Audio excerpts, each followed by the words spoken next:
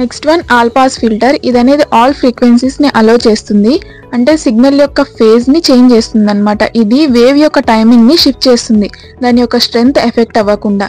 ఇది మనం certain signal processing అప్లికేషన్స్లో use చేస్తాం, ఎక్కడైతే ఫేజ్ అడ్జస్ట్మెంట్ అవసరం అవుతాయో, అంటే కంట్రోల్ సిస్టమ్స్లో. ఈ ఫిల్టర్స్ మనం వైడ్ రేంజ్ ఆఫ్ అప్లికేషన్స్లో యూజ్ చేస్తాం, అంటే ఆడియో సిస్టమ్స్లో equalization, noise reduction, cross over in speakers. Next radio communications. ఇందులో signal tuning, noise removal, FM radio and TV. Next signal processing. ఇందులో image and video processing, data smoothing. Next medical electronics. ఇందులో ECG, EEG signal processing ఇంకా medical ఇమేజింగ్లో use చేస్తాం. Next telecommunication. ఇందులో filtering for data transmission, FDM అంటే frequency division multiplexing. Next audio video compression, అంటే compression ఆల్గరిథమ్స్లో. తర్వాత radio and GPS systems. ఇందులో signal clarity ఇంకా GPS సిగ్నల్ ప్రాసెసింగ్లో యూజ్ చేస్తాం.